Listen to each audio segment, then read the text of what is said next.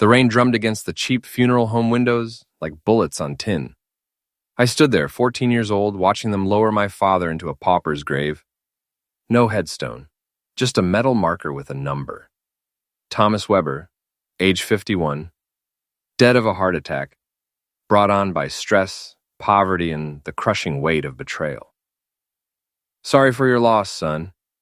The funeral director's voice was practiced, hollow. He'd probably said those same words 1,000 times. But he hadn't lost everything to the Ashford family. He hadn't watched his father die broken and penniless, while the people who stole his life's work sipped champagne in their mansion across town. I memorized every name on the lawsuit papers. Robert Ashford. His children, Margaret, Caroline, and David. Their lawyers, their business partners. Everyone who had a hand in destroying my father's company, stealing his patents, and leaving us with nothing. We'll get through this, my aunt whispered, her hand on my shoulder. But I wasn't thinking about getting through anything, and I was thinking about getting even. 23 years later, I stood in that same cemetery, but everything had changed. The rain was the same, but now I wore a $2,000 suit. My name was different. My face was different. Even my voice was different. I placed white roses on a new granite headstone. Thomas Weber, beloved father and inventor. Justice delayed is not justice denied. Ready? Caroline asked softly behind me. My wife, Caroline Ashford Stark, though she didn't know her husband's real name was Marcus Weber. She thought she'd married Julian Stark, a brilliant investor who'd appeared from nowhere and swept her off her feet. Almost, I said, adjusting the flowers. Just paying my respects to an old friend. If she only knew she was standing at her own father's victim's grave, watching the son he'd destroyed prepare to return the favor. The first surgery happened in Prague. Nose job, cheek implants, chin reduction. I told the surgeon I wanted to look like a different person entirely. He delivered. 6 months of healing, then voice coaching with a retired Broadway trainer. Marcus Weber had a thick Boston accent from growing up in Southie. Julian Stark spoke with the crisp, educated tones of someone who'd attended prep schools and Ivy League universities. The fake credentials came next. MIT engineering degree, purchased from a diploma mill so sophisticated that even MIT's own verification system confirmed it. Harvard MBA, same deal. A carefully constructed work history with companies that had conveniently been acquired or dissolved, making verification difficult. But the real genius was the money. I'd spent 8 years after high school working oil rigs in North Dakota, saving every penny, living like a monk. Then I took that nest egg and played the cryptocurrency boom perfectly. Bitcoin, Ethereum, a dozen smaller coins. By the time I was ready to become Julian Stark, I had enough money to look like I belonged in the Ashford's world. You're playing a dangerous game, Red Murphy had warned me. Red was my father's old friend, the only person who knew what I was planning. What if she finds out? She won't, I'd replied. I'm not the same person anymore. Marcus Weber died with his father. Julian Stark is who I am now. But Red was right about the danger. Just not the kind he was thinking of. The charity gala was perfect. High society types throwing money at causes they'd forget about by morning, all while networking and showing off their wealth. The Ashfords would be there. They were on the board of the Children's Hospital Foundation. I'd done my research. Caroline Ashford, 34, brilliant attorney, but overshadowed by her older brother's business success and younger sister's social prominence. The middle child, who worked twice as hard for half the recognition. Divorced 2 years earlier when she caught her husband cheating with his secretary. She was sitting alone at the bar, nursing a glass of wine and checking her phone. Even from across the room, I could see the loneliness in her posture. Perfect. Excuse me, I said, sliding onto the bar stool next to her. I hate to bother you, but aren't you Caroline Ashford? I heard your presentation on corporate liability reform last month. Brilliant work. She looked up, surprised. Thank you. I'm sorry, have we met? Julian Stark. I extended my hand. I run a small investment firm. Your presentation actually saved my company about $2 million in potential liability exposure. Her smile was genuine now. Well, that's the best compliment I've gotten all week. Can I buy you a drink? I was about to offer you the same thing. I signaled the bartender. What are you drinking? Pinot Grigio. But I should probably switch to water. I have to give a speech in an hour, and I'm already nervous enough. First rule of public speaking, I said. The audience wants you to succeed. They're not hoping you'll fail. They're rooting for you. We talked for 2 hours about law, about business, about the pressure of living up to family expectations.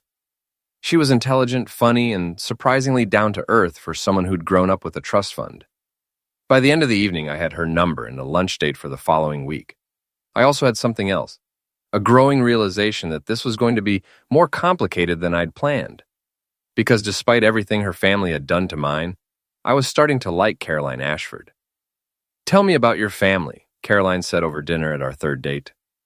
We were at a small Italian place in the North End, nothing fancy, which seemed to surprise her. "Not much to tell," I replied, cutting my veal carefully. "Parents died when I was young. Car accident. No siblings. I was raised by my aunt in Chicago." The lies came easily now. I'd practiced them so many times they felt like memories.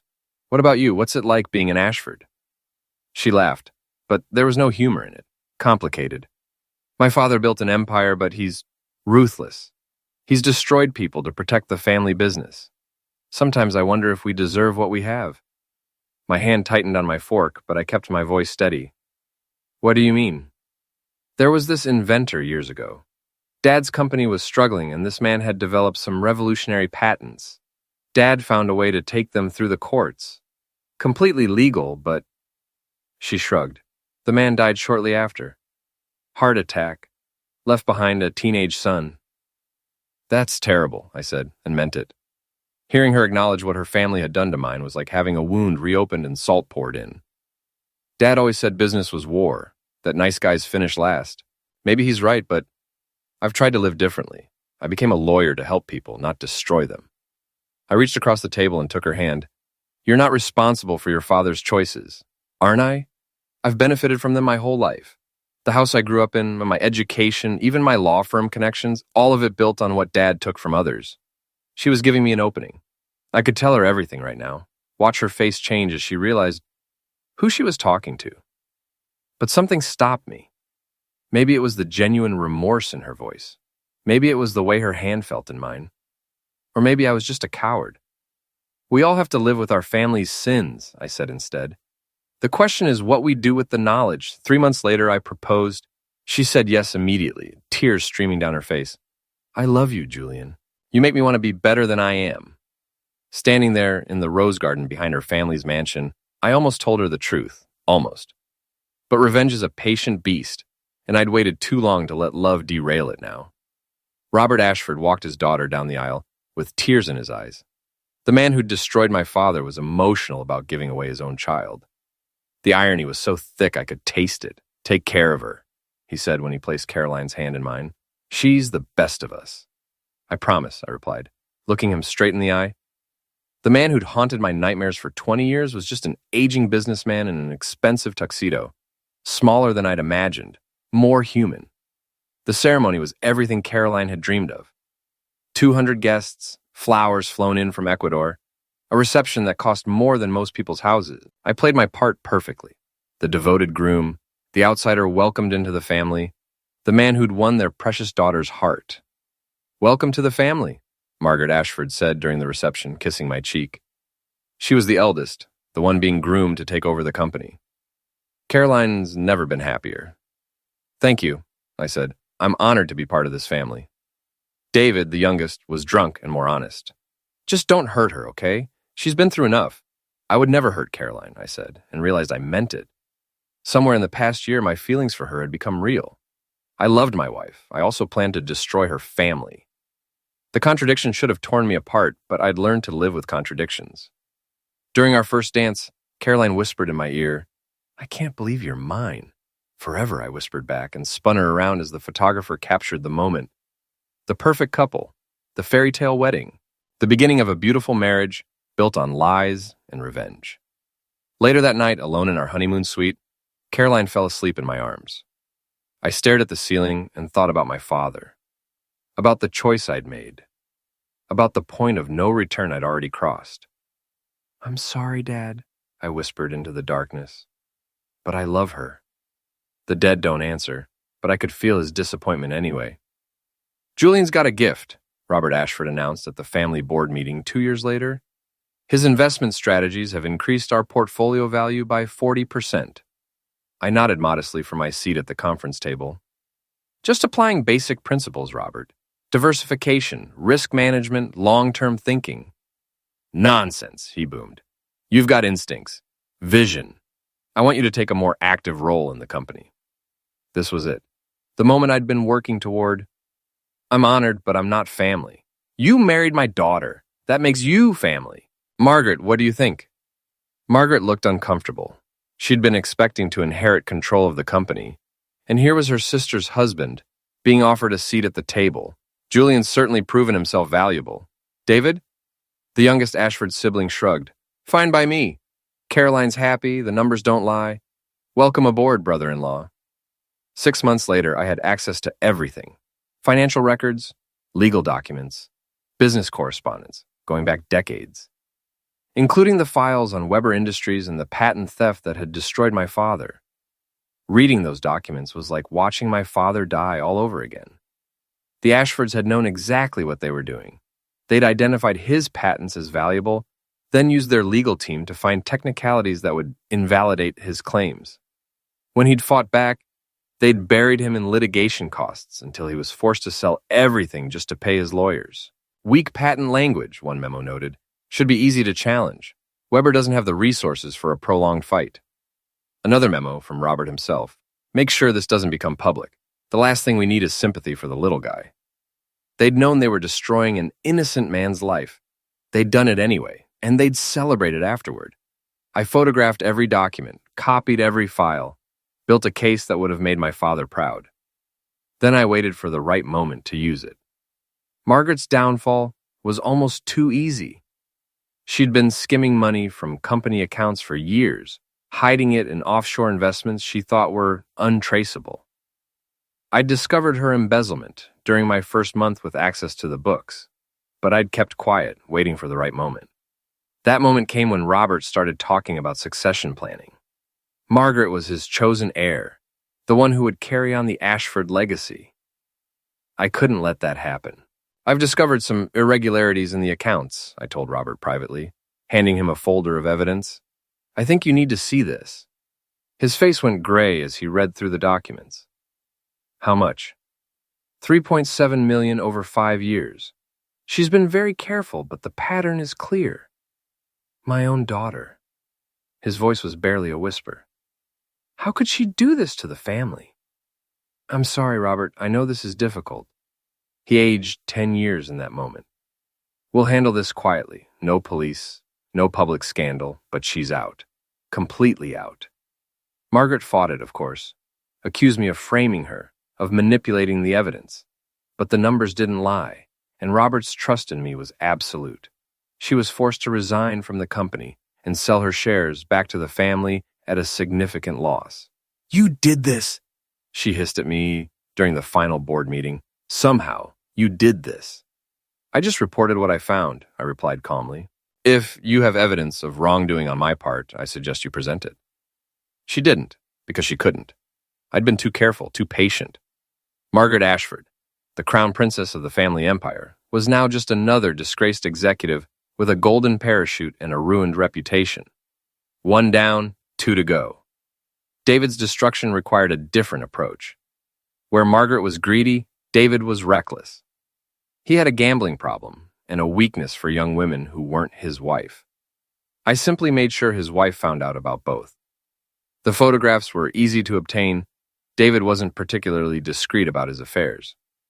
The gambling debts took more work, but a few well-placed bribes to casino employees provided all the evidence I needed. I didn't have to deliver the information personally. I just made sure it found its way to David's wife through a concerned friend who'd heard rumors. The divorce was spectacular and public, complete with leaked photos and financial records that showed David had gambled away most of his inheritance. I don't understand what's happening to this family, Robert confided in me one evening. First Margaret, now David. It's like we're cursed. Maybe it's just bad luck, I suggested. Or maybe success bred complacency. When people don't have to work for what they have, they don't appreciate it. You're probably right. Thank God Caroline found you. You're the only one I can trust anymore." The irony was delicious. Robert Ashford, the man who'd destroyed my father through betrayal and manipulation, was being destroyed by the same methods, and he was thanking me for it. Caroline was pregnant. She told me over breakfast on a Tuesday morning, her face glowing with joy and nervousness. "Are you happy?" she asked, studying my reaction. "Ecstatic," I said, and meant it. Despite everything, despite the revenge plan that was slowly consuming her family, I wanted this child. I wanted to be a father. "I was worried you might think it's too soon. We've only been married 2 years. "It's perfect timing," I assured her, pulling her into my arms. "You're going to be an amazing mother." The pregnancy changed things. Not the plan. I was too far along to stop now. But my perspective. This child would be half Ashford, carrying the legacy of the family that had destroyed mine. But it would also be half Weber, a continuation of the line they'd tried to end. "I want to name him Thomas if it's a boy," Caroline said one evening, her hand on her growing belly. "After your father." I nearly choked on my wine.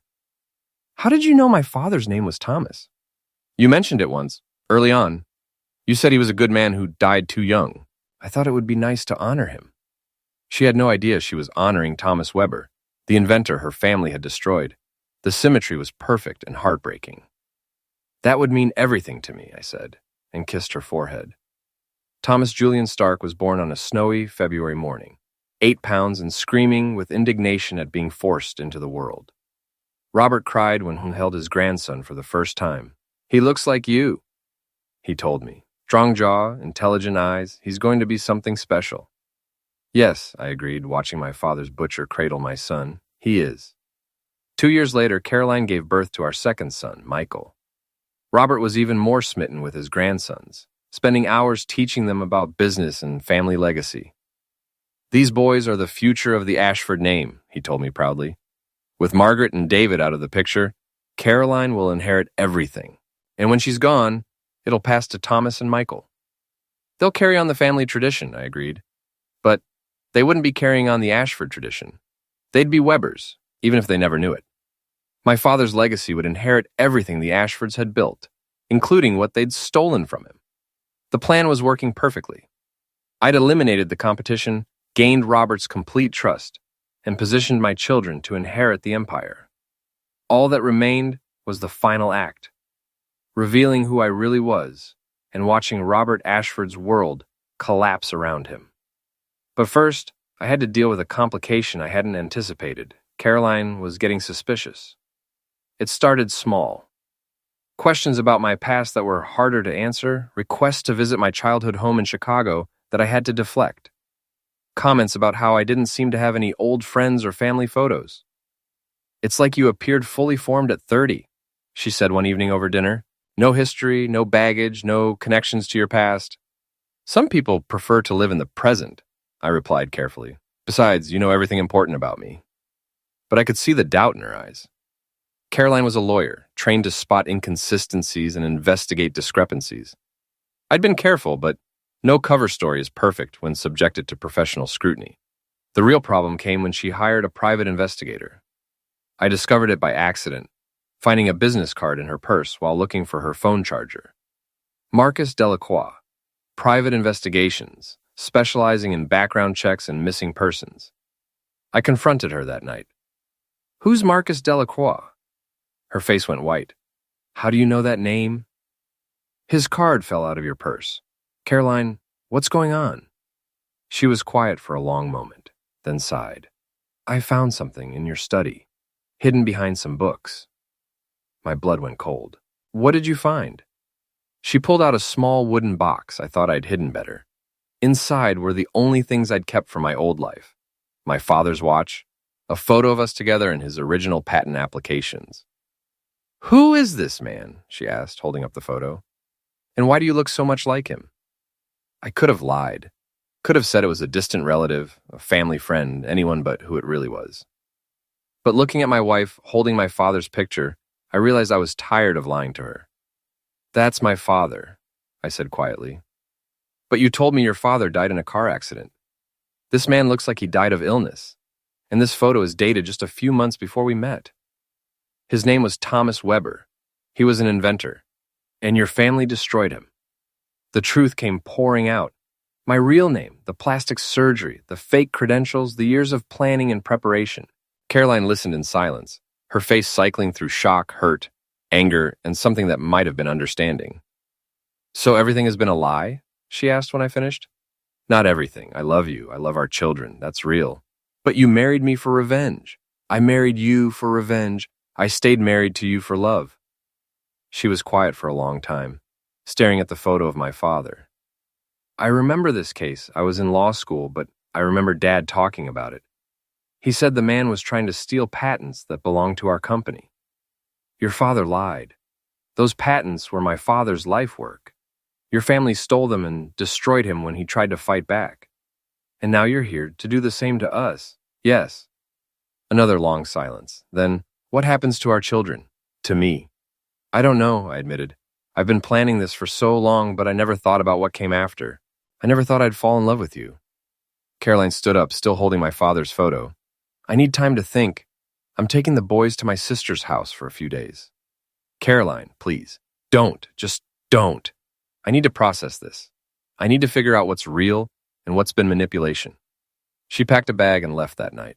I sat alone in our house, surrounded by the life I'd built on lies, and wondered if I'd just destroyed the only good thing to come out of my quest for revenge.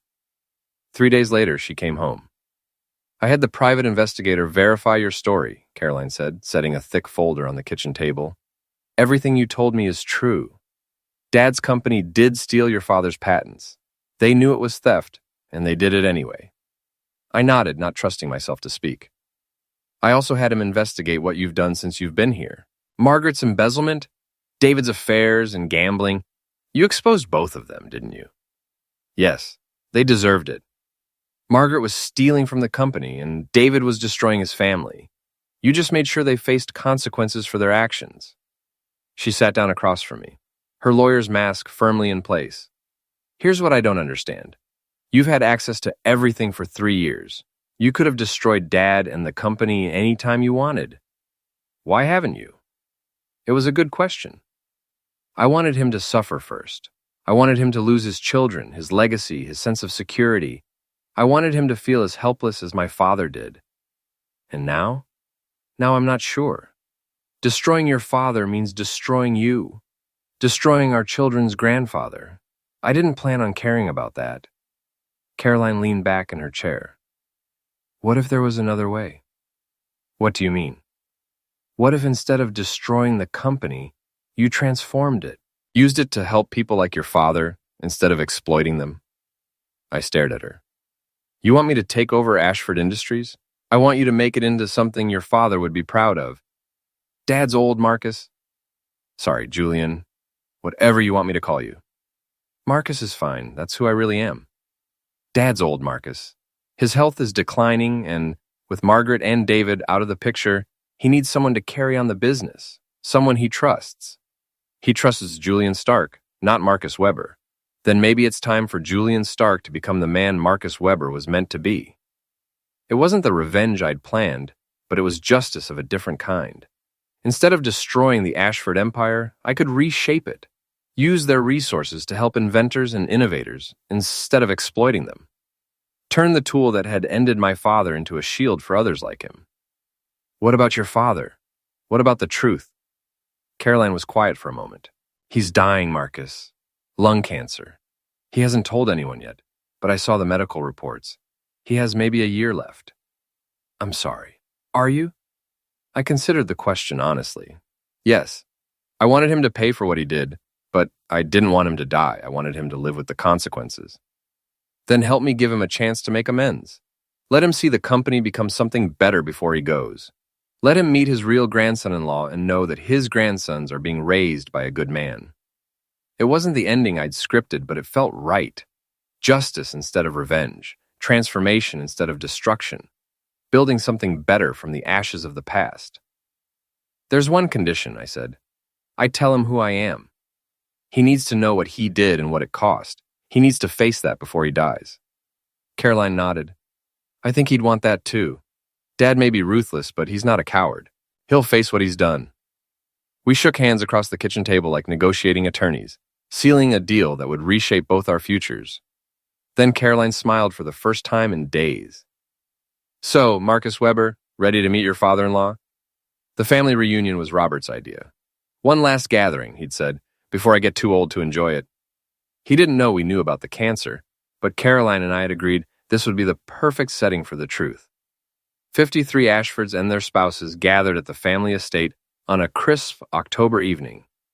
The mansion was decorated for the occasion, with family photos spanning 5 generations covering the walls. I'd added one new photo to the collection.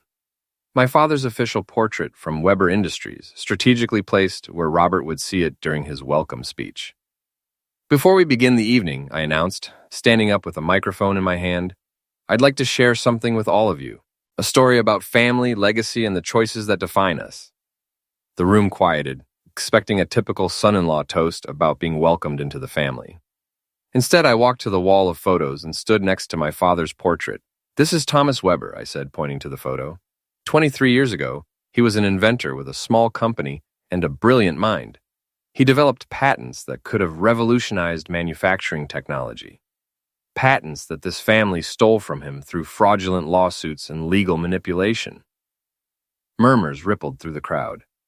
Robert's face had gone white, but he remained seated, staring at the photo. Thomas Weber died of a heart attack, brought on by the stress of losing everything he'd worked for. He left behind a 14-year-old son who swore to make the people responsible pay for what they'd done. I walked back to the center of the room, every eye following me. "My name is not Julian Stark. My name is Marcus Weber. I'm Thomas Weber's son. And for the past 7 years, I've been planning my revenge against this family." The silence was deafening. Then the chaos started. Voices raised in shock, anger, confusion. Someone called for security. Someone else demanded to know if Caroline had known. Through it all, Robert sat motionless, staring at me with recognition dawning in his eyes. "I remember you," he said finally, his voice cutting through the noise. "You were at the courthouse. During the final hearing. You were just a boy."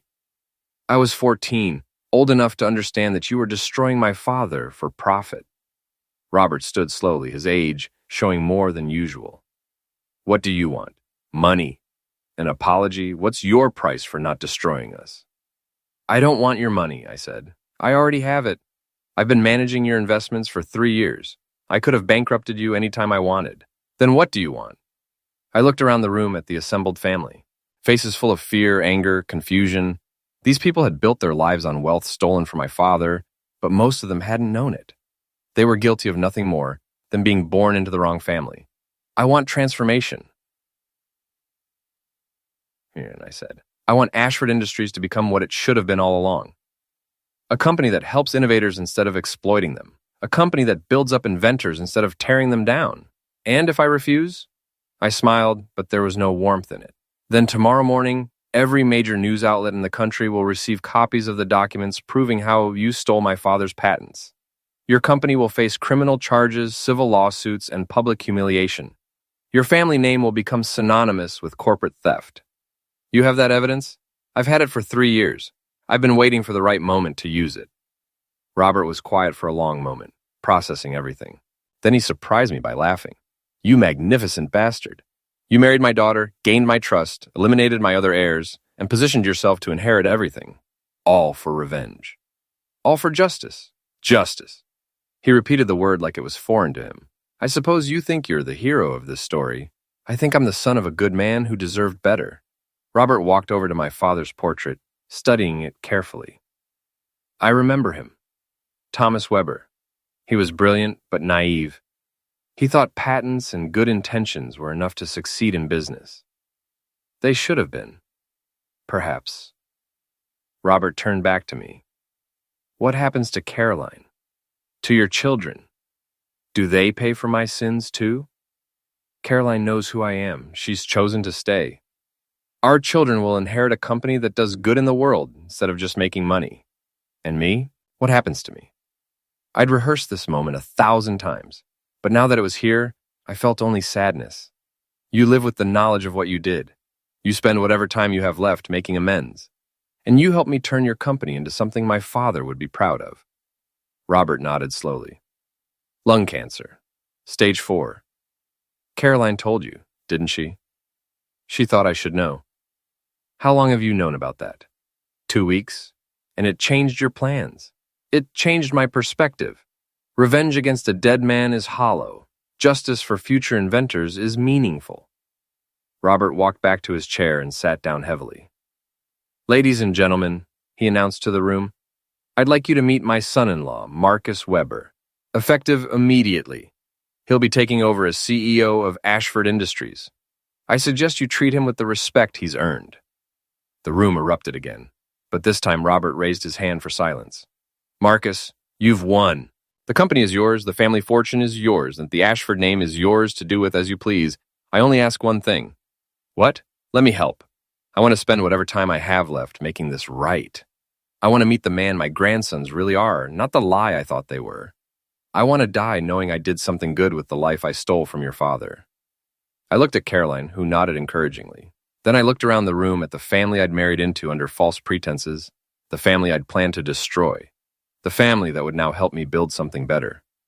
Welcome to Weber Industries, I said. We have a lot of work to do. 6 months later, I stood in my father's old factory building, now renovated and serving as the headquarters for Weber Industries' Innovation Incubator.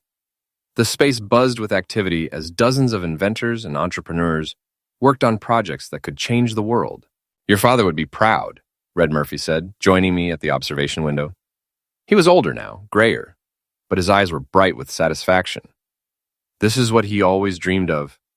I hope so, I replied. Sometimes I wonder if I took the easy way out, if I should have destroyed them completely. Destruction is easy, Red said. Building something better takes real courage. Through the window, I could see Robert working with a young inventor on a new solar panel design. The cancer was winning its battle, but he was using his remaining time to mentor the next generation of innovators. He'd thrown himself into the work with the passion of a man trying to atone for a lifetime of sins. He's not the same man who destroyed your father, Red observed. No, he's not. Maybe he never was. Maybe he was just a product of his time and circumstances. And maybe you're a product of yours. The question is, what kind of man do you want your sons to become? It was a good question. Thomas and Michael were too young to understand the complex history that had shaped their lives.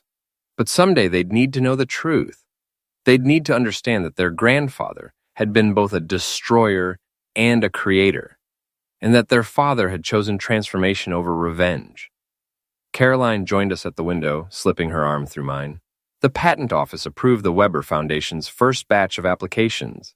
12 inventors will receive full legal protection and funding for their projects. That's wonderful, I said, squeezing her hand. Your father's idea to fast-track the applications was brilliant. He has his moments, she said with a smile. Speaking of Dad, he wants to talk to you about something. He's in the conference room. I found Robert reviewing financial projections with his characteristic intensity. Despite the cancer, despite his age, despite everything that had happened, he was still a formidable businessman. Marcus, sit down, he said without looking up. I've been thinking about succession planning. Robert, you don't need to worry about that now. Yes, I do. He set down his pen and looked at me directly. I'm dying, Marcus. We both know it. And when I'm gone, you'll inherit everything, but I want to make sure you're prepared for what that means. I think I understand the responsibilities. Do you understand that there are people out there who will try to destroy what we're building? Competitors who see our success as a threat to their business model? Politicians who think supporting innovation is socialism? Lawyers who make their living off patent disputes? I leaned back in my chair. What are you saying? I'm saying that sometimes, to protect the good you're doing, you have to be willing to fight dirty. Your father was a good man, but he was naive about how the world works. You can't afford to be. Are you teaching me how to be ruthless? Robert smiled grimly. I'm teaching you how to survive. There's a difference. Over the next hour, he walked me through the darker side of running a major corporation. The political connections that needed to be maintained, the competitors who needed to be watched, the legal strategies that could be used to protect our patents from theft. Your father lost because he fought fair against people who didn't, Robert said finally. Don't make the same mistake. Is that what you tell yourself, that you were just playing by the rules of the game? No, Robert said quietly. I tell myself that I was a greedy bastard who destroyed a good man for profit. But I also tell myself that I can't change the past, only the future. And the future I want to leave behind is one where people like your father can succeed. 3 months later, Robert Ashford died peacefully in his sleep. His funeral was attended by hundreds of people, including dozens of inventors whose lives had been changed by the Weber Foundation. Caroline gave a beautiful eulogy about a man who'd made terrible mistakes but had spent his final years trying to make amends. I spoke too, standing at the podium where I'd once planned to deliver a very different kind of speech. Robert Ashford was not a perfect man, I said. He made choices that hurt good people, including my father. But in his final months, he showed me something important.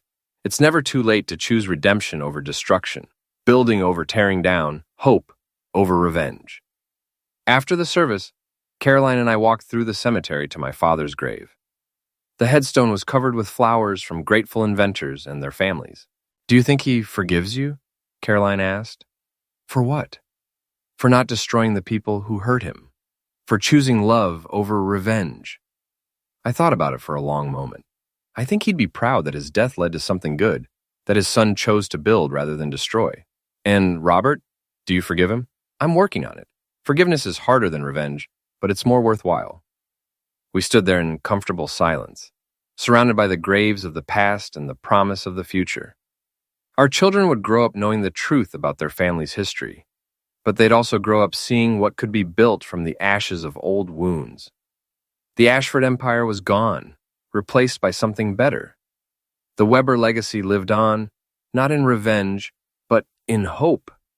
And sometimes, late at night when I couldn't sleep, I could swear I felt my father's approval in the darkness. Justice, it turned out, was sweeter than revenge, and love, despite everything, had conquered all.